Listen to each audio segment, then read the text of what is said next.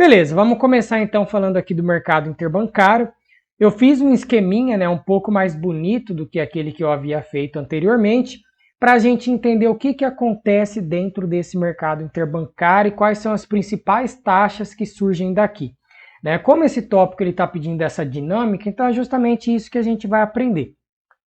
Lembra que eu até falei para vocês que nós temos aqueles bancos que podem ficar deficitários, né? Então às vezes eles emprestam mais do que eles arrecadam em um determinado dia, e aí eles não podem fechar a conta deles no negativo. E aí o que eles precisam? Eles precisam de dinheiro. Né? Então esses bancos eles passam a demandar esse dinheiro. E aí existem aqueles outros bancos que na verdade arrecadaram determinado dia mais do que eles emprestaram, então eles têm esse dinheiro sobrando, então eles são ofertantes aqui desse dinheiro. E aí você executa essa troca, né? O banco superavitário passa o recurso para o deficitário e o deficitário ele vai fazer o quê? Ele vai pegar da carteira própria de ativos que ele tem, que é formada ali por título público, CDB e por aí vai. Ele vai pegar esse título e ele vai repassar esse título para quem? Ele vai passar esse título para outro banco. Porque daí você tem aquela operação compromissada que eu já tinha mostrado. Então eu recebo recursos, fecho meu caixa no dia positivo tranquilo. E o outro banco ele vai receber o quê? Ao invés de ele ficar com o dinheiro dele parado, né, porque ele estava com dinheiro sobrando, ele vai poder ganhar os juros de um dia desses títulos que eu estou repassando lá para ele.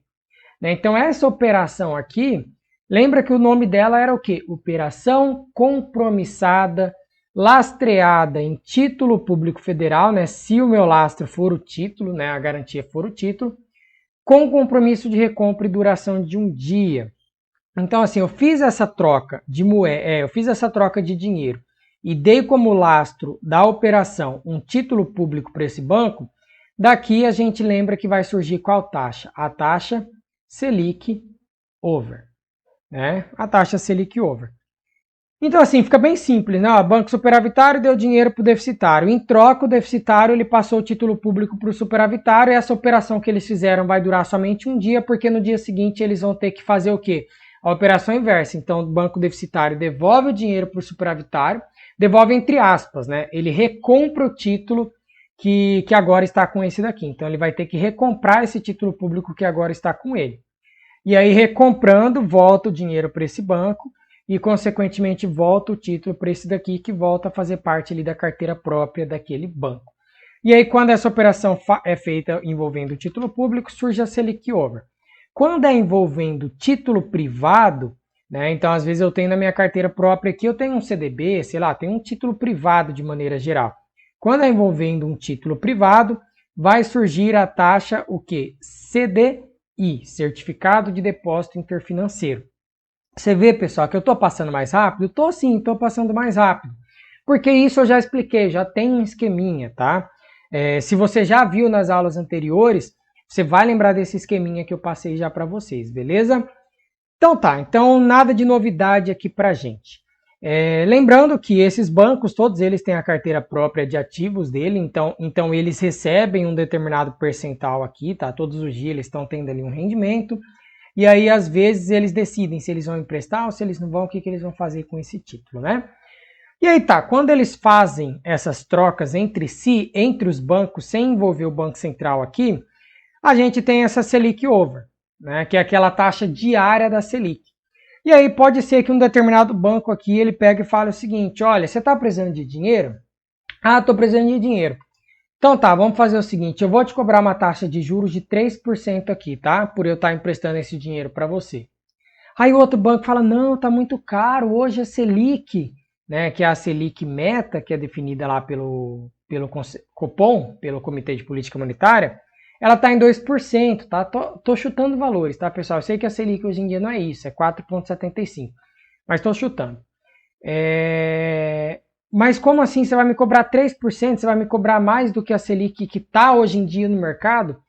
Aí o Banco Superavitário fala, eu vou cobrar sim, porque eu que tenho as reservas, né? Eu vou ter que te retirar aqui ó, da minha conta de reservas bancárias, então, se quiser vai ser esse valor. Aí entra a figura do Banco Central. O Banco Central fala, olha, fica tranquilo, vamos fazer o seguinte, eu vou jogar dinheiro aqui ó, nesse mercado interbancário. E aí, quando eu colocar recursos nesse mercado interbancário, esse banco não vai mais conseguir cobrar essa taxa de juros de 3%. E aí, no final das contas, a Selic Over ela vai voltar para a Selic Meta. Então, volta a ficar ali, ó, 2%, 1,98%, né, um pouquinho a menos. Mas ele sempre fica tentando chegar naquela Selic Meta. Então, assim, qual que é a dinâmica, pessoal? Eu também já expliquei Selic Over e eu também já expliquei Selic Meta. Então, qual que é a dinâmica desse mercado interbancário? É simplesmente você saber que é aqui onde ocorrem essas diversas transações envolvendo ativos, envolvendo dinheiro, entre bancos e também entre o Banco Central. Então, você tem toda essa operacionalidade nesse mercado aí, somente envolvendo bancos. E daqui surge essa taxa básica de juros aqui, que é a Selic Over, e surge também a CDI. E quando os bancos precisam retirar recursos, eles vão tirar da sua conta de reservas bancárias, ou eles, se precisarem vender títulos, né, eles vão tirar da sua carteira própria de ativos.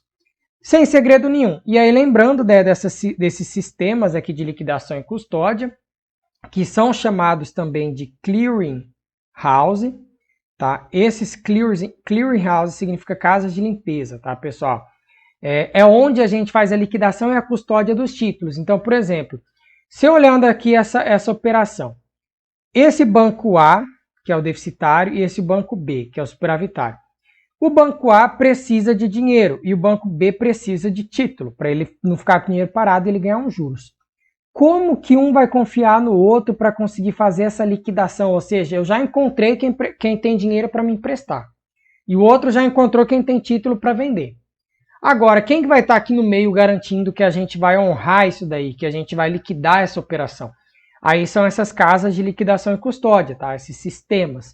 E quando envolve título público federal, a gente tem um sistema que é chamado Selic, Sistema Especial de Liquidação e Custódia, que faz a liquidação e a custódia de todos os títulos públicos federais. Todos, tá? LTN, LFT, NTNB, NTNB principal e NTNF. Todos os títulos públicos. É dentro da Selic, Sistema Especial de Liquidação e Custódia. E a B3, né, que é hoje em dia, ela era a BMF Bovespa, ela se fundou com a CETIP, que aí se fundiu com a CETIP, né? Que a CETIP era a Câmara que ela fazia liquidação e custódia de títulos privados. Então, o CDB estava lá dentro, a LCI estava lá dentro, a LCA estava lá dentro. E aí se fundiu o BMF Bovespa, que cuidava da Bolsa de Valores, de maneira geral, e fundiu a CETIP e virou a B3.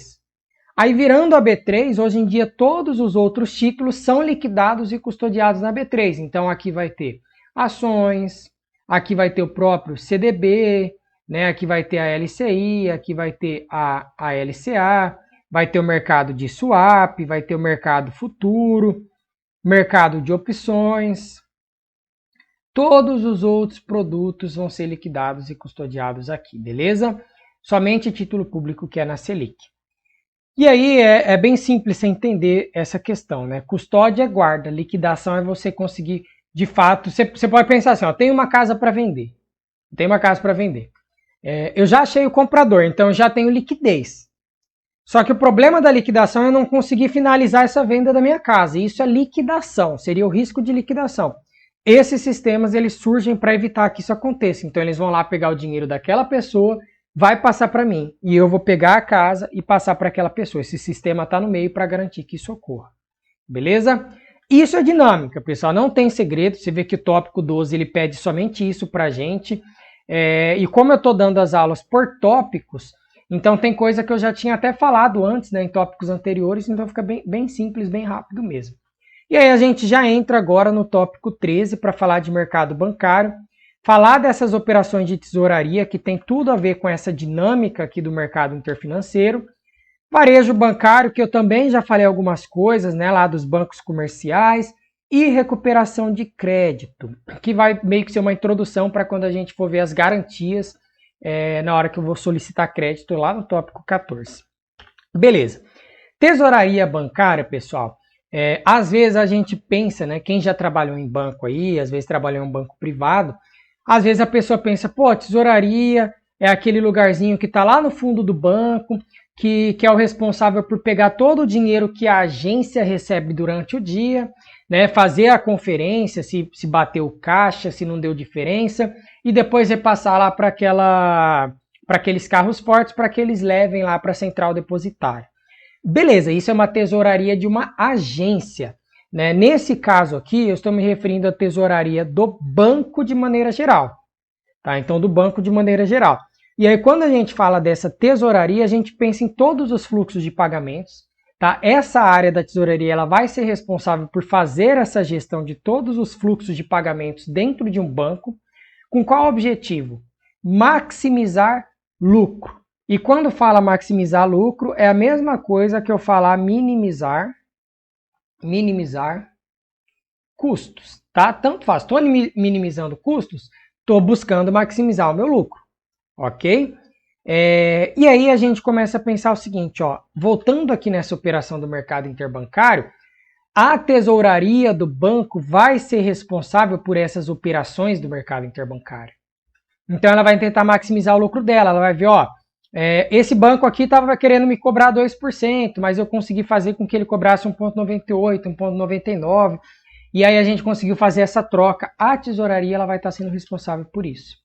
Beleza? Então essa carteira própria de títulos, ó, que o banco tem, que também está aqui, ó, essa carteira própria, quem que é o responsável por fazer a administração dentro do banco? A tesouraria. E aí, como ela utiliza essa carteira própria para fazer essas negociações, ela vai estar tentando buscar a maximização do lucro. Ok? Então, ela é responsável aqui, ó, por realizar essas operações no mercado interbancário, contabilizar as operações, fazer análise de cenários e gestão de riscos financeiros e gerenciamento do recolhimento compulsório. É só para você relembrar, porque eu também já passei para vocês. O que era o recolhimento compulsório? Ele era parte do dinheiro que o banco recebe, que ele é obrigado a deixar guardado numa conta dele lá no Banco Central. Então ele pode receber recursos através de conta corrente, através de poupança, através de depósitos a prazo, que seria o CDB. Então parte desses recursos, tanto do depósito à vista, que é a conta corrente, da poupança e depósito a prazo, ele vai ter que pegar um determinado percentual e deixar guardado no Banco Central, lá na conta do Banco Central. Isso era o recolhimento compulsório, que servia para reduzir o efeito multiplicador do crédito na economia, que também recebe o nome de criação de moeda pelos bancos comerciais. E aí volto a frisar, passei mais rápido, eu sei que eu falei mais rápido, porque eu já expliquei recolhimento compulsório. Então, se você quiser, você volta lá na parte de política monetária. Se eu não me engano, foi na primeira aula que eu expliquei, né, que eu falei do Conselho Monetário Nacional e as atribuições, eu acabei falando disso. Beleza, então vamos pegar aqui a definição formal dessa tesouraria. É o conjunto de funções destinadas a operar os fluxos de pagamentos e recebimentos do banco para garantir a maximização do lucro, que pode compor um órgão específico da instituição ou um sistema de tesouraria formado por diversos órgãos distintos. Aí esse acordo eu vou até passar para vocês daqui a pouco. Ó. O Acordo de Capitais da Basileia prevê que as atividades dos bancos devem ser segmentadas em linhas de negócios distintas, a fim de se calcular separadamente o capital regulatório de risco operacional exigido para cada uma delas. Esse acordo de Basileia, ele é o que, basicamente? Né? Nós temos 3 acordos que já aconteceram. O mais recente ele é de 2010. E esse acordo, ele basicamente exige que os bancos eles deixem um capital de reserva mínimo. Para quê? Para tentar reduzir o risco operacional, tentar reduzir o risco sistêmico. Você pode ver, por exemplo, na crise de 2008, o que aconteceu? A gente teve aquelas operações de securitização, que aí geraram aqueles títulos hipotecários que você saía vendendo, dizendo que tinha nota máxima de crédito, e na verdade não tinha nota boa porcaria nenhuma. Né? E aí você saía vendendo para as pessoas começavam a fazer o que basicamente naquela crise? Elas iam lá no banco, pegavam um empréstimo e aí elas iam lá e compravam uma casa. Né? Aqui está o banco. Elas iam lá e compravam uma casa. Esse imóvel aqui, com o passar do tempo, ele estava se valorizando, porque muita gente estava fazendo a compra dessas casas. Então, esse imóvel se valorizava, essa pessoa ia lá e vendia essa casa e ela recebia um dinheiro a mais por isso, ela conseguia lucro. né? Aí ela ia lá e quitava esse empréstimo que ela fez com o banco e já pegava um novo empréstimo para comprar uma nova casa. Ia fazendo isso, ela ia fazendo isso também através de títulos hipotecários, né? O pessoal ia investindo nesses títulos para ganhar esse fluxo de caixa. E aí começou a fazer, até que chegou um momento que a pessoa não conseguiu mais vender a casa. E aí ela começou a fazer o quê? Começou a reduzir o preço da casa para tentar vender. Aí imagina, todo mundo começa ao mesmo tempo reduzir o preço das suas residências para tentar vender. Aí teve a quebradeira geral no mercado. Isso resultou na quebra do Banco Lehman Brothers. E aí quando o Banco Lehman Brothers quebrou, o que aconteceu? Ele saiu fazendo um efeito cascata. Vários outros bancos que tinham operações com esse banco sofreram liquidação, né? Então eles também quebraram. Aqui no Brasil teve bancos que quebraram também. E aí o governo, né, de maneira geral, assim, vamos pensar no governo mundial, ele pensou, poxa, que eu faço para eu tentar reduzir esse risco regulatório? O que eu faço para tentar reduzir esse risco operacional dos bancos que acabam sendo lastreados para todos os outros sistemas, né? Acaba sendo repassado para todos esses outros sistemas. Aí veio o Acordo de Basileia. E aí, no caso, depois de 2008, né, foi o de 2010, aqui o Basileia 3. Vamos começar pelo Basileia 1 para a gente entender. Ele começou em 1988, aonde que foi a reunião? Lá em Basileia.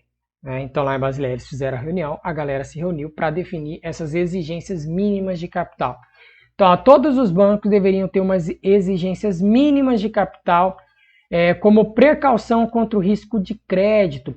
Então imagina, todo mundo fica inadimplente e o banco não tem nenhum capital mínimo ali para garantir que ele vai conseguir honrar com seus próximos compromissos. Aí chega a gente para sacar recurso, o banco, não tenho aqui, cara, não tem como eu te dar esse recurso. Porque esse recurso eu emprestei para outra pessoa e essa outra pessoa não me pagou, né?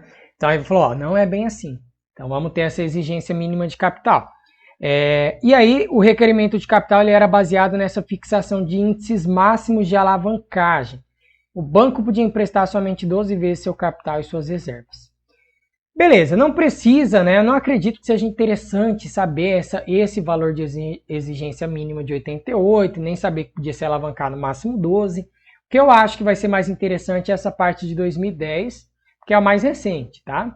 E também somente saber essa questão de exigência mínima já é bom, já é o suficiente. Até porque não fala de Acordo de Basileia no edital, mas como fala de tesouraria, né, aí eu pensei que seria interessante passar para vocês, porque faz todo sentido. E aí, né, o que aconteceu? Por que o Basileia 1 não funcionou? Eles esqueceram de reajustar aqui o capital e reservas pela inflação do período. Assim, uma inflação de 4% ao ano multiplicado por 12 resulta em uma queda de 48% do capital emprestável de um banco. Essa foi a causa da crise da dívida externa do Brasil em 82, quando a inflação americana atingiu 12% e obrigou os bancos a chamarem 144% de seus empréstimos de volta para poder cumprir a legislação. Então, você estava vivendo num momento inflacionário, o banco ele acabava tendo que chamar esses empréstimos de volta. E aí, como eles tinham que ter a exigência mínima ali para poder cumprir a legislação, isso aí acabava prejudicando os bancos, né? Então eles acabavam prejudicando e aí você vê, pô, não vai dar certo esse acordo, vamos fazer um novo. Aí eles fizeram um novo em 2004, tá? Adicionou novos critérios aqui para esses requisitos mínimos de capital, tá? Risco de crédito, mercado operacional. Trouxe melhores práticas de gerenciamento de riscos e passou a divulgar mais informações relacionadas a esses riscos assumidos pelos bancos. Aí veio a crise de 2008, aí surgiu o Basileia 3, que é o último que a gente tem. As novas recomendações têm como objetivo o fortalecimento da capacidade de as instituições financeiras absorverem choques provenientes do próprio sistema financeiro ou dos demais setores da economia, reduzindo o risco de propagação de crises financeiras para o setor real da economia, bem como um provável efeito dominó. Então é justamente isso, é evitar que uma crise bancária, uma crise financeira, ela seja repassada para os outros setores da economia, né? Setor primário, lá pensa no setor agropecuário, seja repassado para a indústria, tenta evitar que isso daí aconteça. E aí trouxe o colchão de conservação de capital, equivalente a 2,5% dos ativos ponderados pelo risco, e também uma exigência mínima de capital de 8%. Só que aí somando esses 8 com esses 2,5, você tem basicamente 10,5% de exigência mínima de capital. Ok? Então a tesouraria, ela vai ser o quê? Ela vai ser a área responsável por cumprir essas exigências do Acordo de Basileia, porque ela que faz a gestão do quê? Da carteira de títulos, do fluxo de caixa, das reservas bancárias, beleza? Esse é o setor de tesouraria, pessoal, não tem muito segredo. E aí nós temos aqui o banco de varejo, eu até já expliquei para vocês também sobre o banco comercial, e aí a gente faz somente a distinção, né? O que era um banco comercial, pessoal? Lembra que eu falei que existem, né, os bancos múltiplos e eles podem ter várias carteiras. A carteira de banco comercial, de banco de investimento, de banco de desenvolvimento, sociedade de crédito imobiliário, sociedade de crédito, financiamento e investimento e sociedade de arrendamento mercantil. E aí, dependendo de cada uma das carteiras que ele tem, ele pode oferecer determinados produtos. Então, por exemplo, para a gente, banco comercial, que é o interesse dessa aula aqui, quando eu tenho essa carteira, eu posso captar recursos através de depósito à vista, que seria a famosa conta corrente. Eu posso captar através de depósito à vista. Posso conceder crédito de curto prazo, né? Posso conceder lá o cheque especial, arrecadação de tributos e tarifas. Então isso o banco comercial ele pode fazer. Aqui tem uns serviços que ele vai poder oferecer, ó, tais como poupança. Se você pegar bem detalhado mesmo, o banco comercial ele vai oferecer poupança por quê? Porque ele tem a carteira de sociedade de crédito imobiliário lá com ele, tá? Nessa definição aqui. Pode oferecer conta corrente, empréstimo com garantia hipotecária, empréstimo pessoal, cartões de débito, seguros e cartões de crédito. Nada de novo para a gente, que a gente também já viu tudo isso. Beleza, e aí dentro dos bancos comerciais nós temos essa diferenciação. Eu tenho o banco do varejo e eu tenho o banco do atacado. Então, quando você for trabalhar lá no Banco do Brasil, você sendo aprovado nesse concurso, você vai trabalhar em qual banco inicialmente? Você vai trabalhar aqui, ó, no varejo. Você vai atender as pessoas físicas e as pequenas empresas, tá? Então, pensa na agência da sua cidade. Tem uma agência bancária ali na esquina da sua casa. Essa que você vê na rua, esse é um banco de varejo. Tá? O banco de atacado ele é aquele banco que ele serve para atender grandes corporações, outros bancos, fundações, fundos de investimentos, governo, a pessoa física de alta renda, né, que é esse segmento do Wealth Management, que aí ele vai atender somente esse público de alta renda. Então você não anda em cada esquina e encontra um banco de atacado. Um exemplo que a gente tem é o Itaú BBA. Você não vai sair andando aí na rua e vai encontrar o Itaú BBA em cada esquina, diferente aqui do banco de varejo. Tá? Esse a gente encontra. E é lá onde você vai trabalhar. Então, é basicamente aquela agência bancária. Interessante a gente saber o público-alvo do banco de varejo, tá? Pessoa física e pequenas empresas. E aí, os produtos que o banco de varejo oferece, eu já passei para vocês também, pessoal. É capitalização.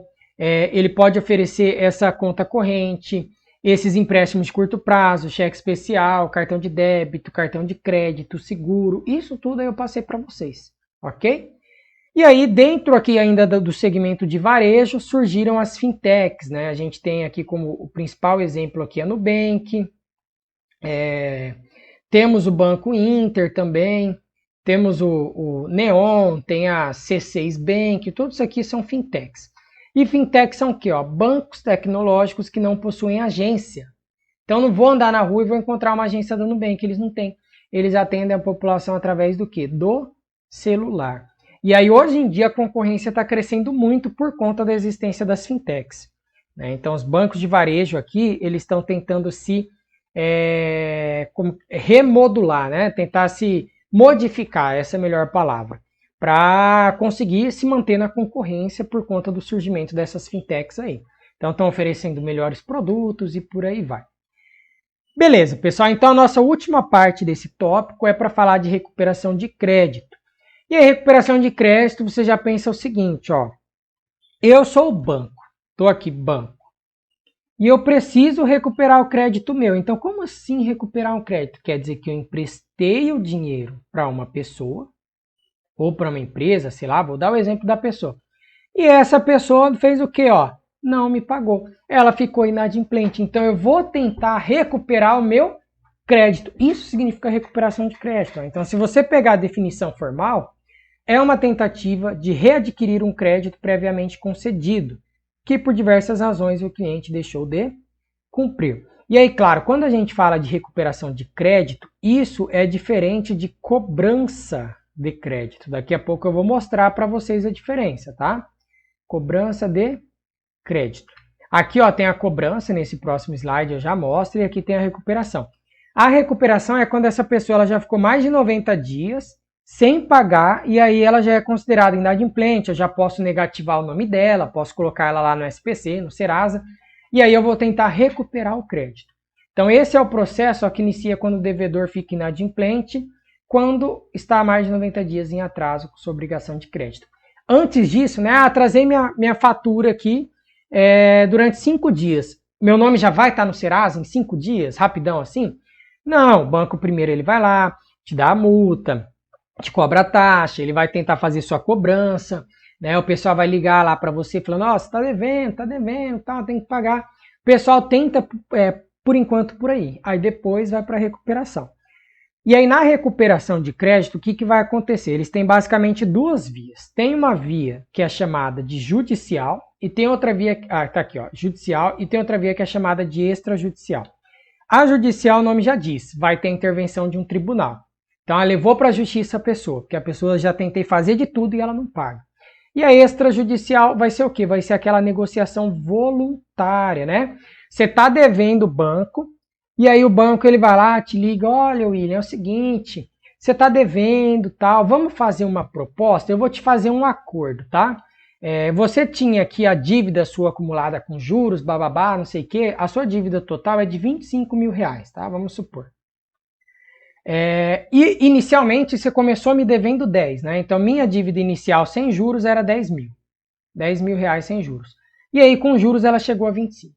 Aí o banco, vamos fazer o seguinte, ó. Eu vi que para você tá difícil, né? Vamos fazer um acordo, vamos renegociar isso daqui, vamos fazer um novo plano de pagamento para você. E agora você vai pagar para mim aqui, William, somente 15 mil reais. Tá? Eu te dar um 10 mil de desconto aqui nesse valor. E eu vou te dar uma opção de parcelamento, tá? Você vai pagar em tantas parcelas, em tantas vezes, vamos reestruturar isso daí. Essa é a via chamada extrajudicial. O banco ele tenta fazer isso antes de ele tentar entrar na judicial, obviamente, tá? Então o banco ele vai tentar fazer isso o máximo possível, até que quando estiver chegando próximo daquela dívida ali, ela prescrever, né? Que algumas pessoas falam caducar, que é em 5 anos, aí o banco viu que ele não deu certo, ele vai tentar a via judicial. Mas antes ele ainda vai estar tentando fazer esses acordos, ok? Então, qual que é a grande diferença de uma recuperação de crédito para uma cobrança de crédito? Recuperação. O objetivo é fazer com que o inadimplente liquide da forma como puder as suas dívidas. O interesse central é receber o débito antes que a dívida atinja seu prazo de prescrição, que seria os 5 anos. Ou seja necessário iniciar um processo de execução junto ao judiciário. A flexibilidade. Por que a flexibilidade? Porque daí você vai fazer uma reestruturação da dívida. Pode aumentar o prazo, pode reduzir taxa de juros, pode fazer um acordo. Né? Geralmente possui extenso atraso e baixas perspectivas de pagamento. Por isso que você faz o acordo. Você não vai fazer o acordo com uma pessoa que está devendo há 40 dias. Não é um extenso atraso. Né? Ainda pode ser que ela só não recebeu. Né? Às vezes ela não trabalha em algum lugar que fica sem pagar. Ah, não recebi esse mês. Vou receber só mês que vem. Estou atrasado há 45 dias. Não é por isso que eu já vou pegar e colocar o nome da pessoa no SPC. Então, sendo voltadas a consumidores endividados e cujos nomes foram inseridos em cadastros de órgãos de proteção ao crédito. A cobrança, solicitação do pagamento da dívida contraída pelo consumidor, podendo requerer tanto pagamento de dívidas negativadas quanto de dívidas não negativadas. Não tem muita flexibilidade. Por quê? Porque aqui são pequenos atrasos e você ainda tem alta perspectiva de pagamento, ainda tem chance da pessoa pagar de boa. Né? E cujos nomes ainda não foram inseridos em cadastros de órgãos de proteção ao crédito. Beleza? Tá, então como que funciona? Isso o banco pode ele mesmo fazer a recuperação do crédito, ou existem instituições que são chamadas de recuperadoras de crédito, que elas fazem o quê? Elas compram as dívidas do banco. Então o banco fala aqui, ó, eu tenho uma dívida de 100 mil reais aqui, tá? Vamos fazer o seguinte, compra essa dívida minha. Caso você consiga receber dessa pessoa, você fica com uma porcentagem aí para você, tá, recuperadora? E essas recuperadoras, elas fazem isso, elas compram essas dívidas aqui dos bancos e elas tentam resgatar desse cliente. Então elas começam a ligar para o cliente, elas vão utilizar técnicas de persuasão, né, táticas de negociação para tentar fazer com que aquele cliente pague o que ele estava devendo. E aí, caso ela obtenha sucesso, o cliente vai pagar o que deve, claro, ela vai ficar com uma parte para ela, porque ela teve esse trabalho, ok? E aí elas utilizam esses modelos estatísticos, ó, que levam em conta o tempo de atraso, o perfil do cliente, visa classificar o cliente entre aqueles com maior ou menor chance de pagar as dívidas. Então, pô, se o cliente tem a menor chance possível de pagar a dívida, ela cobra um percentual maior do banco, né? Se for um cliente que tem maior chance, segundo o que ela está pensando, ela vai cobrar um pouquinho menos. E aí oferece essas propostas específicas, táticas, para obter sucesso na negociação. Elas utilizam, inclusive, né, finanças comportamentais. Né, finanças comportamentais. Tudo isso daí ajuda você a entrar no psicológico da pessoa e tentar fazer com que ela pague, né? Técnicas mesmo ali de negociação. E aí nós temos aqui 4 tipos de medidas de recuperação de crédito, só para a gente entender, tá? A tal da renegociação, o refinanciamento, a consolidação de crédito e a concessão de um empréstimo adicional. Só pelo nome você já consegue entender o significado. Então, por exemplo, estou recuperando um crédito de uma pessoa. Eu vou renegociar com ela. O que é uma renegociação? Ó, posso alterar a taxa de juros, conceder um período de carência de capital, alterar o prazo definido, reduzir o spread aplicável, né, o spread de crédito. Também pode ser conseguido através da reformulação de todo o plano de reembolso, através da diminuição das prestações mais próximas e acrescer essa diferença nas últimas. Estou renegociando. Renegociando o quê? Parte do princípio que eu estou fazendo uma renegociação do crédito, das condições que já tinham sido acordadas anteriormente. Beleza? Refinanciamento, novo contrato, estou refinanciando esse contrato, beleza? Consolidação de crédito, junta todos os créditos que o cliente deve num único contrato. Então, às vezes ele deve cartão de crédito, CDC, cheque especial, né? O cara tá ferrado, deve tudo. Aí você vai, ó, vamos fazer o seguinte, vamos juntar tudo em um só aqui, tá? E aí a gente vai fazer um plano para você, um contrato diferente para você conseguir pagar direito isso daí. Beleza? E aí, concessão de um empréstimo adicional, ó, você faz um novo contrato de crédito para ele pagar aquele antigo e aí ele dá continuidade nesse novo aqui, porque aí às vezes ele consegue um juros menor, ele consegue um prazo maior. Isso daí ajuda também o cliente a sair dessa questão de inadimplência. A fonte aqui, pessoal, dessa tabela, eu retirei essa tabela aqui de um artigo também, tá? Então aqui está a fonte dessa tabelinha aí. Olá, pessoal, sejam todos bem-vindos.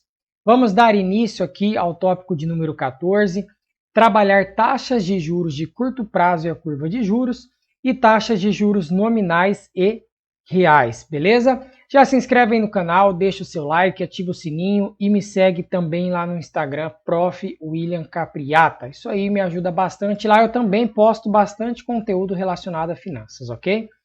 Pessoal, quando a gente começa trabalhando essa questão aqui de curva de juros, aí você vai imaginar basicamente o quê? Você vai imaginar um eixo, né? Ali tem o eixo das ordenadas, aqui das abscissas, e aí tem uma determinada curva. E aí, por que eu estou desenhando ela de maneira ascendente aqui, né? Eu posso imaginar que aqui seja o tempo e aqui seja os juros. Então, a curva de juros ela vai subindo conforme o tempo passa. Por que ela vai subindo conforme o tempo passa? Eu já até expliquei para vocês que quanto maior o prazo de qualquer ativo de renda fixa, né? Quanto maior o prazo dele, o que a gente espera é que esse ativo ele nos pague um maior retorno, Por que que ele vai nos pagar um maior retorno? Porque ó, você pensa assim, se eu tenho um ativo que ele vai vencer daqui 2 meses e eu tenho um ativo que vai vencer daqui 20 anos, qual dos dois é mais arriscado eu investir? O daqui 2 meses, pô, eu meio que consigo prever o que vai acontecer, talvez não ocorra nenhuma mudança na taxa de juros, não vai ter eleição daqui 2 meses, acredito que não vai ter nenhum desastre natural que venha atingir o sistema como um todo, guerra, não deve ter nada disso. Então, assim, a previsibilidade que você tem é muito maior, então o risco que você corre por você comprar um produto de 2 meses é menor, e quanto menor o risco, menor o retorno, sempre. E aí, quando você compra um título lá de 20 anos, quanto maior o prazo, muita coisa pode acontecer na economia. Né? Pode mudar tudo que a gente conhece hoje. Muita coisa diferente pode acontecer e vai acontecer daqui a 20 anos. E aí, por conta dessa incerteza, dessa instabilidade que você tem, você, para investir em um título de 20 anos, você vai exigir um retorno maior. Então, eu vou construindo essa curva de juros, e aí você começa a ver, ó, conforme o tempo é pequeno, né, digamos aqui 1 ano, né, vamos supor que seja 1 ano, os juros é desse tamanho. Aí na hora que você chega para 2 anos, os juros começam a aumentar, 3 anos, os juros aumentam um pouquinho mais, 4 anos ele vai aumentando cada vez mais e assim por diante, tá? Ali no próximo slide eu tenho a curva de juros, eu tenho ela daqui, eu vou explicar para vocês essa curva dos títulos pré-fixados e dos pós ao IPCA, para a gente entender. Beleza, e aí quando eu crio essa curva de juros, ela recebe um nome. Essa curva aqui, ela é traçada pelo tempo e me mostra a relação do tempo com juros, ela é chamada de curva de rendimento ou também é chamada de yield curve, tá? Que é justamente isso, uma curva de rendimento que traça os rendimentos taxa de juros de títulos com qualidade de crédito igual, mas com datas de vencimento diferentes. Exatamente o que eu fiz. Esse aqui vence daqui 1 ano, esse daqui 2, esse daqui 3, 4, 5 e assim por diante. Beleza? E aí, essa inclinação, ela vai dar uma ideia para a gente das mudanças futuras da taxa de juros. Então, eu poderia ter uma inclinação, por exemplo, assim, né? Se eu pego uma inclinação meio que ascendente, assim, bem reta mesmo, a gente vê que conforme o prazo vai passando, os juros vão aumentando, de maneira quase que linear.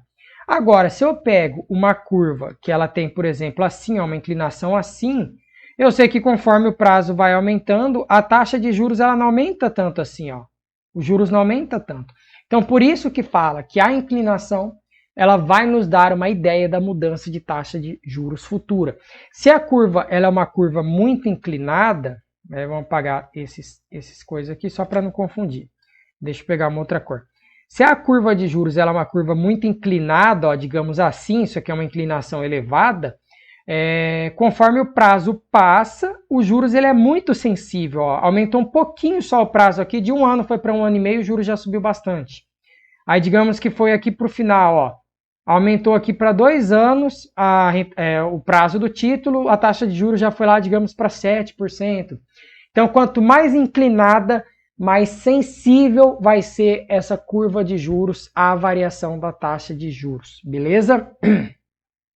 Isso, nesse caso, é mais inelástica em relação aos juros e mais elástica em relação ao tempo, né?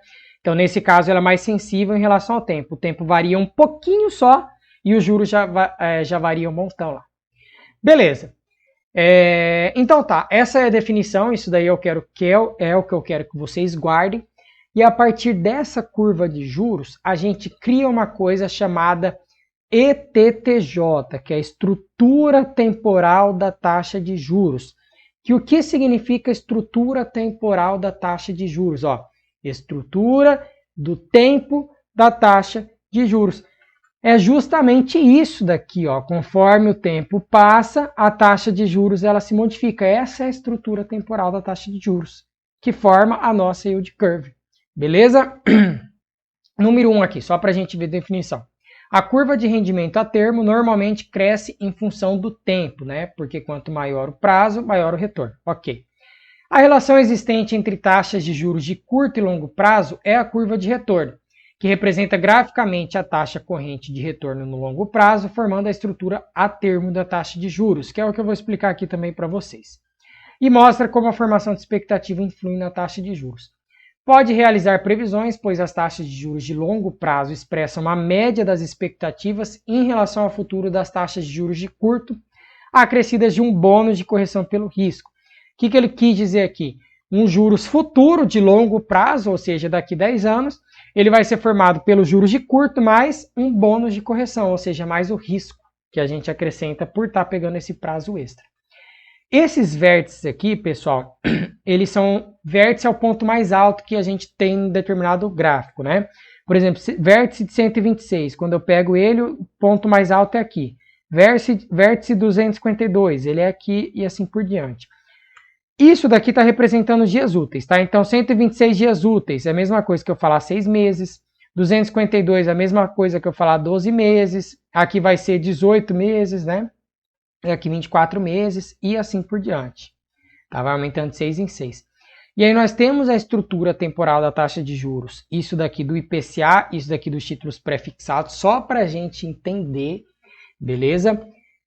E aí vamos pegar então direto aqui a curva, ó. Conforme os juros pré-fixados aqui, ó, a gente está numa taxa de juros de 2,6, né? Digamos que ela esteja em 2,6 aqui no tempo zero. Conforme esse tempo vai aumentando, ó, o título ele vai começando sendo precificado aqui. Quando a taxa de juros ela cai, o preço desse título ele vai se modificando, né? A gente sabe que o preço do título ele sobe, mas não vem ao caso a gente falar do preço. O que a gente quer analisar aqui é o seguinte, ó, conforme o prazo aumenta, 126, 252, até chegar em 2.394 dias úteis, a taxa de juros aqui também está aumentando. Então, ó, aqui está pagando 4,4, aqui está pagando 3,8 com 252 dias, né? Aqui é 378 dias, aqui é 504 dias, está pagando em torno de 5,4 e assim por diante. E a da inflação a mesma coisa, né? Esses gráficos aqui eles já devem ter se alterado, tá, pessoal? Eu peguei lá propriamente do site da Ambima, que eles fazem esse cálculo dessas curvas de juros, e coloquei aqui para vocês, mas tem uns meses já que eu utilizo esse gráfico. Então ele deve ter se alterado um pouco, mas nada que vai impactar no que você está aprendendo, tá? Porque o que você tem que aprender para o concurso é para que serve essa curva de juros. E isso você está aprendendo, né? Beleza, aí aqui tem o IPCA, você vê que ele começa com um retorno negativo, né? Retorno do quê, ó? Ele é um retorno real negativo. Então, se você pegar a taxa de inflação aqui, ó, em 126 dias úteis, você tem uma inflação de 4,92, né, que era esperada pelo mercado naquela época, e aí o rendimento que você tem no seu título, ele não supera essa inflação, então você não tem ganho real. Quando você compra um título de curtíssimo prazo aqui, você não teria ganho real, você acabaria perdendo para a inflação, por isso que ela já sai com uma projeção de juros negativa. E aí, conforme vai aumentando o prazo, a mesma coisa, ó, a taxa de juros que você recebe, ela vai aumentando, beleza? Isso daqui a gente consegue verificar qual que é a expectativa da inflação para o futuro, com essa estrutura temporal da taxa de juros, sem problema nenhum. Beleza, então de curva de juros é isso, pessoal. Isso é o que eu quero que vocês tenham como definição. Não é difícil, não tem muito segredo. E aí, na hora que a gente chega nessa questão de taxa de juros real e nominal, é para eu entender quanto que eu tive de ganho real quando eu aplico em um produto de investimento, tirando os efeitos dos aumentos dos preços, que seria o aumento da inflação. Então, ó, tem essa fórmula, tá? Eu não acredito que essa fórmula deva cair em prova, mas eu acredito que é importante que você saiba o quê? Pelo menos a interpretação disso daqui, ó. Vamos tentar responder essa pergunta número A e aí você vai entender, ó. Seu investimento teve um rendimento de 20% no ano. E o IPCA, que é a inflação, atingiu 10%. Qual foi o seu ganho real? Quer dizer que o meu produto de investimento subiu 20%, mas, ao mesmo tempo, os preços subiram 10%. Então, quer dizer que o meu ganho real, quando eu desconto o aumento dos preços, não foi 20%. Né? Foi um pouquinho menor. Se eu simplesmente pegar o 20 e diminuir com 10 aqui, que foi o aumento dos preços, eu vou chegar em um ganho de 10%. Eu posso dizer que, ó, aproximadamente, o meu ganho real nessa aplicação foi 10%. Aproximadamente. Né? Se a inflação tivesse subido aqui 5% nesse período, o meu ganho real seria aproximadamente quantos? Ó, 20 menos 5, 15%. Por que que é errado falar isso? porque existe essa fórmula, não é para enfeite, né? Você vai colocar a fórmula para você descobrir exatamente o seu ganho real. Vamos fazer o cálculo aqui só para você entender. Taxa real é igual. Aí eu vou pegar aqui o colchete, vamos colocar 1 mais. Qual que é a minha taxa nominal? 20% aqui que o exercício me deu. 20% é a mesma coisa que falar 20 dividido por 100, que é igual a 0,2. Então 0,2, né? 0,20. Beleza. Fecha o parênteses aqui de cima e vamos colocar agora dividido 1 mais inflação. A inflação foi 10%. 10% é a mesma coisa que eu falar 10 dividido por 100, que é 0,1. Então 0,10 aqui embaixo. Vamos dividir então um pelo outro, tá? Vamos dividir aqui 1,2 por 1,10. Deixa eu pegar aqui minha calculadora. 1,2, opa, deixa eu apagar aqui tudo. 1,2, enter, 1,10, divide. Vou aumentar o número de casas. Agora eu tiro esse número 1 que eu acrescentei, né? Eu só acrescentei porque eu estou fazendo cálculo envolvendo taxas e aí percentuais, né? Quando eu faço isso eu tenho que dividir por 100, depois eu multiplico por 100 de volta. E eu tenho que acrescentar o número 1 e depois tirar o número 1. Então vamos tirar esse número 1 que eu tinha acrescentado e multiplicar por 100, que é a última parte da forma. Quando eu faço isso eu chego em 0,09. Quer dizer que o meu ganho real nessa aplicação ele foi de 9,09%. Esse foi o meu ganho real. Então você vê que se você não souber utilizar a fórmula para calcular o ganho real de fato, você somente tem que falar o seguinte, ó, o meu ganho real ele é sempre um pouco inferior à mera subtração das duas variáveis. Então se eu pego 20 menos 10, dá 10, né? 20 menos 10 dá 10. O meu ganho real é sempre um pouquinho inferior a esses 10, que eu pegaria da mera subtração. 20 menos 5 é 15. O meu ganho real ele vai ser o quê? Vai ser 14 e alguma coisa. Vai ser 14 não sei quantos. Vai ser um pouquinho inferior a 15. Tá? Eu teria que usar essa fórmula aqui. Beleza. Então, taxa de juros nominal, pessoal, ela recebe o nome também de taxa aparente ou preços correntes e com inflação. Quer dizer que é o que eu ganhei e eu não tirei os efeitos do aumento dos preços ainda. Isso é a taxa de juros nominal. E taxa de juros real, ela recebe o nome de preços constantes sem inflação. Beleza? Então, já tirei os efeitos da inflação, vi quanto de fato eu ganhei. Pergunta B aqui. Em uma aplicação financeira, o ganho nominal pode ser igual ao real? Ou seja, eu ganhei 20% em um produto de investimento. E aí eu fui descontar o aumento dos preços e eu cheguei na conclusão que eu continuei ganhando 20%. Pode acontecer isso? Pode, desde que a inflação seja igual a zero. Não ocorra inflação nenhuma, não tem aumento de preço. Aí o meu ganho nominal é o meu ganho real. Em uma aplicação financeira, o ganho real pode ser superior ao nominal? Pô, William, quer dizer que o seu CDB rendeu 20% e na verdade seu ganho real ele foi 22%? Pode acontecer isso? Pode também, desde que ocorra o quê? Desde que ocorra deflação. Deflação é ao contrário de inflação. Inflação é aumento de preços. Deflação é queda dos preços. Então pode ser que em algum mês da nossa economia ocorra uma queda generalizada dos preços. Ah, o preço esse mês, né, nossa economia caiu menos 0,30%. Isso é deflação. Tá? E aí o seu ganho real naquele mês, ele superou o nominal. Então pode ocorrer, não tem problema nenhum. Ok? Beleza, pessoal. Com isso a gente já falou da taxa de juros de curto prazo, a curva de juros e a taxa de juros nominal e real. A gente termina esse tópico 14. E aí o tópico 15, que ele fala aqui de garantias do sistema nacional, a gente tem aval, fiança, penhor, alienação fiduciária, hipoteca e fianças bancárias. Você vai ver que é bem simples também. Eu fiz um esqueminha muito bacana para a gente conseguir diferenciar essas garantias sem ter que ficar recorrendo a vários outros materiais, né? E aí eu dividi essas garantias dessa maneira para que você consiga matar já um monte de questão que pode aparecer disso aí na sua prova. Então nós temos basicamente dois tipos de garantias, né? Começa analisando por aqui.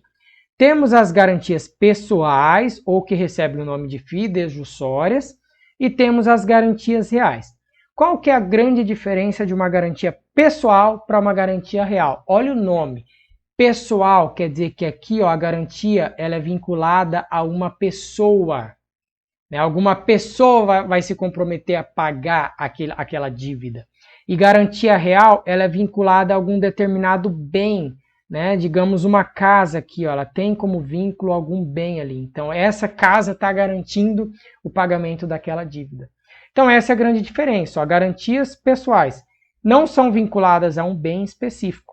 Alguém que se compromete pessoalmente a cumprir as obrigações contraídas pelo devedor. Então pessoa aqui. E as garantias reais, constituídas sobre vinculação a bens tangíveis, né? Quer dizer que eu consigo tocar o bem, podendo ser bem móvel ou imóvel, de propriedade do devedor ou interveniente garantidor, então a pessoa que está garantindo. São indivisíveis, ou seja, mesmo que o devedor pague uma parte da dívida, a garantia é considerada por inteiro. Então, paguei parte da dívida e não paguei o resto, pode ser executada essa garantia do mesmo jeito, beleza? Você tem que pagar a sua dívida inteira. Ok, e aí a prova ela pede para a gente nesse tópico 15 o quê? Esses 6 tipos de garantias. Aval, fiança, fiança bancária, alienação fiduciária, penhor mercantil ou rural e hipoteca. Qual que é a grande diferença aqui do aval para fiança, né? Que a gente vai ver são garantias pessoais. No aval a gente tem a figura do avalista e ele é utilizado geralmente para garantir o quê? Títulos de crédito. Então, nesse caso aqui, ó, título de crédito, eu estou pensando aqui em um cheque, eu estou pensando aqui em uma duplicata, né? Estou pensando aqui em alguma conta, alguma coisa ali que aquela pessoa ela está se comprometendo a pagar, assim como aquela que está tomando aquele crédito, né? Então, assim, é simplesmente o avalista ele vai lá e assina na frente ou no verso do título e ele passa a ser responsável também pela quitação desse bem, assim como o titular. Beleza? Que é exatamente o que está escrito aqui na definição. E a fiança não. A fiança ela já vai envolver o quê? Um contrato. Então, enquanto que aqui o avalista ele vai ser responsável somente por pagar o valor de face desse título, né? Então ele vai pagar o valor de face, que é o valor de vencimento desse título. Aqui na fiança você tem um contrato. Então, geralmente é utilizado quando você vai lá, faz um financiamento, quando você faz, digamos, um contrato ali de aluguel, e aí você coloca alguém como fiador. O fiador ele pode garantir todo esse contrato, ele vai seguir todas as cláusulas ou parte desse contrato e parte dessa cláusula. Então, assim, ele também vai ter que honrar com os pagamentos, caso essa pessoa que tenha pegado esse crédito, ela deixe de honrar, né? Só que agora ele não vai assumir simplesmente um título, ele não vai assumir simplesmente pagar o valor de face ali, ele vai ter que honrar aquele contrato. Então, você vê aqui, ó, o fiador garante todo ou parte do cumprimento da obrigação que o afiançado assumiu com o credor. Em caso de aluguel, por exemplo, o fiador é um terceiro indicado pelo locatário que será responsável pelo pagamento do aluguel. Além disso, o fiador também será responsável por encargos, pintura, reparo e outros itens constantes no contrato. Ou seja, ele vai pagar o aluguel, só que ele pode pagar todas essas outras coisas também. Porque aqui tem o contrato, então ele está assumindo aquelas cláusulas ali, né? E essa modalidade só é válida com a anuência do cônjuge. Aí outra grande diferença que a gente tem aqui entre aval e fiança é essa questão, ó, que está escrito bem aqui no final. Ó, no aval, não havendo benefício da ordem. Primeiro um, depois o outro. O que significa isso? Na fiança, a gente pensa aqui no fiador, né? Então tem o caso do fiador e tem essa pessoa que de fato pegou aquele crédito. O fiador, ele tem o benefício da ordem. O que significa ele ter o benefício da ordem? Ele pode exigir lá do credor, que foi a pessoa que emprestou o crédito aqui para essa pessoa aqui, que antes de ele ser cobrado, antes do fiador ser cobrado, o credor tem que utilizar de todas as possibilidades possíveis para executar a garantia aqui dessa pessoa, para cobrar essa pessoa. Então ele pode escolher, ó, tem o benefício da ordem. Primeiro cobra ele, depois no último, quando esgotar tudo, você vem me cobrar, eu sendo fiador. E lá no aval não tem isso, não tem como eu escolher. Falar, não, primeiro cobra lá o cara que pegou o crédito, depois eu. Não, qualquer um dos dois vai poder vir primeiro ou vir depois, tanto faz. Essa também é uma diferença muito importante a gente saber. Então a gente consegue inferir que aqui no aval a responsabilidade ela é uma responsabilidade solidária, isso significa que ambos são obrigados na mesma proporção ali de honrar aquele compromisso. Inclusive, aqui o credor pode mandar para protesto o nome dos dois ao mesmo tempo, tá? Então é responsabilidade solidária. E aqui na fiança a responsabilidade ela vai ser o quê? Vai ser uma responsabilidade subsidiária, beleza? Então a gente vai primeiro cobrar essa outra pessoa, depois vem aqui para o fiador, tá? Tudo isso que eu estou passando, vocês vão anotando, porque depois eu vou apagar para falar dos outros aqui de baixo, tá? Fiança bancária e por aí vai. Então já vai anotando isso daí. Qualquer coisa, pausa o vídeo para conseguir ir anotando.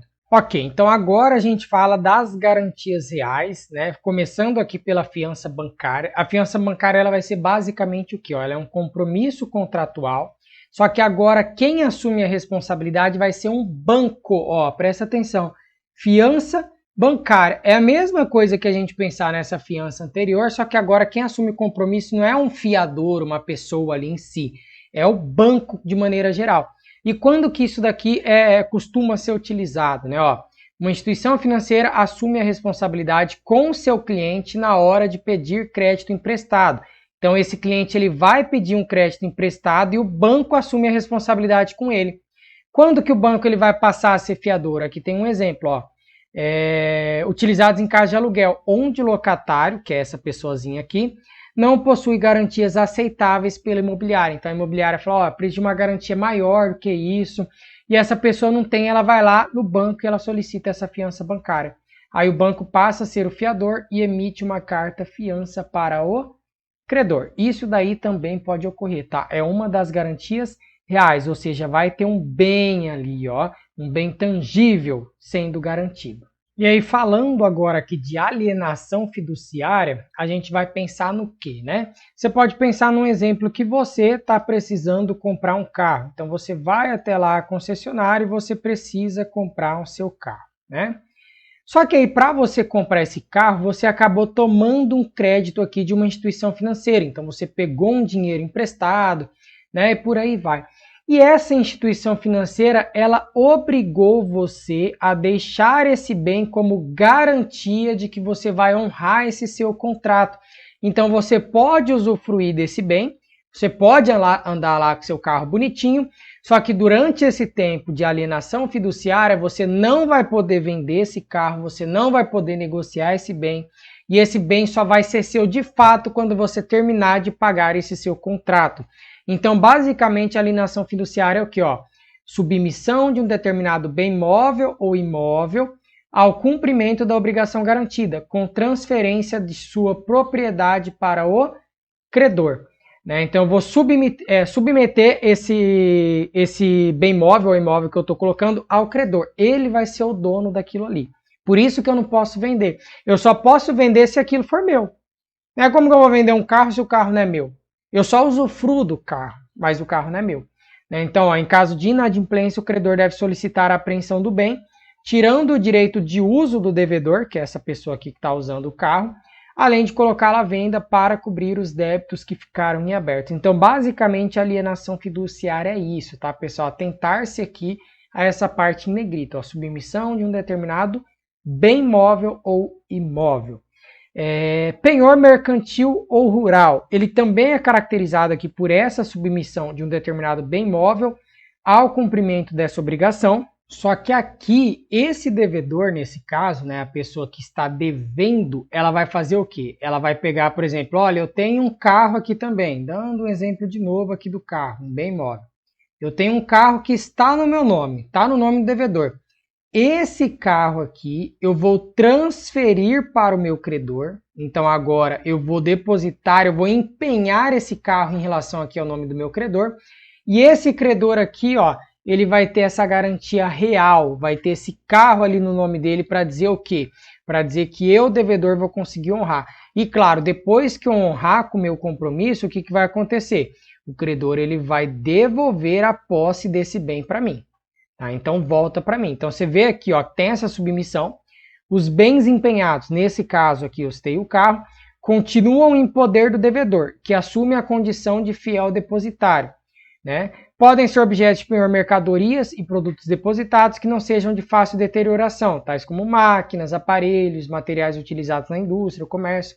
No penhor rural, as garantias podem ser agrícolas, né? Maquinários, sementes, colheitas, pendentes ou pecuniários animais. Então, basicamente, o penhor vai ser isso daí. E quanto que na hipoteca, né, nossa última garantia real aqui, é quando eu vou lá, né, e eu solicito aqui um determinado empréstimo, e aí eu hipoteco a minha casa, né, eu coloco a minha casa ali como sendo um imóvel hipotecado. O que significa isso? Esse imóvel, ele continua no nome de quem pegou o empréstimo, que nesse caso foi essa pessoa aqui, tá? Ela pegou o empréstimo ali, só que o credor, que é quem emprestou o dinheiro para essa pessoa, ele pode utilizar esse imóvel para quitar a dívida em caso de inadimplência. Beleza? E aí, nesse caso de imóvel aqui, ó, a escritura pública é requisito de validade para a sua constituição. Né? Vou sair daí da frente só para vocês darem uma olhada. E aí você vê, né, e aí você consegue até entender por que a hipoteca hoje em dia no Brasil ela é menos utilizada, né? Os bancos eles praticamente não gostam de utilizar a hipoteca, eles preferem utilizar aqui a alienação fiduciária. Por quê? Porque a hipoteca, o imóvel que está como garantia, ele está no nome do devedor, né? Então está no nome do devedor aqui. E aí quando esse devedor ele fica inadimplente e aí o credor, o banco aqui no caso, ele precisa executar isso daí, ele acaba sofrendo atrasos, tem muita burocracia, até ele conseguir tirar essa casa do nome dessa pessoa e conseguir quitar a dívida dele. Então, assim, a hipoteca foi deixando de ser utilizada, né? E aí, com isso, eles foram substituindo aqui por essa questão da alienação fiduciária, que aí essa alienação fiduciária, assim, o que acontece? Essa pessoa, o imóvel não está no nome dela. O imóvel, ela está usufruindo, né? Ela está usufruindo daquilo. Então fica muito mais fácil. O banco ele já consegue, como está no nome do banco, ele já consegue, caso essa pessoa fique inadimplente, ele já consegue executar aquela garantia ali. E aí isso daí, inclusive, ajudou a diminuir as taxas de juros dos empréstimos. Porque agora o banco ele tem uma garantia real melhor de que aquela pessoa ela vai... de que aquele contrato ali ele vai ser quitado de uma forma ou de outra, tá? Nem que seja por meio de execução de garantias. Então, assim, pessoal, essa parte aqui, ela é uma parte resumida em relação a essas garantias do Sistema Financeiro Nacional. Eu trouxe os principais pontos aí para vocês e é justamente o que pede aqui também no edital, né? Aval, fiança, penhor mercantil, alienação fiduciária, hipoteca, fianças bancárias. Então, estão todos explicados aqui para vocês de maneira detalhada e de maneira resumida para facilitar na hora que vocês forem fazer as questões e resolver os estudos aí, ok? Beleza, pessoal, então já deixa o seu like aí nesse vídeo. Hoje eu termino por aqui. Aguardo vocês lá na próxima aula. Ativa o sininho, se inscreve no canal. Avisa quem está precisando aí de estudar para o concurso sobre essa playlist do Banco do Brasil. Bons estudos a todos, pessoal. Tchau, tchau. Até a próxima.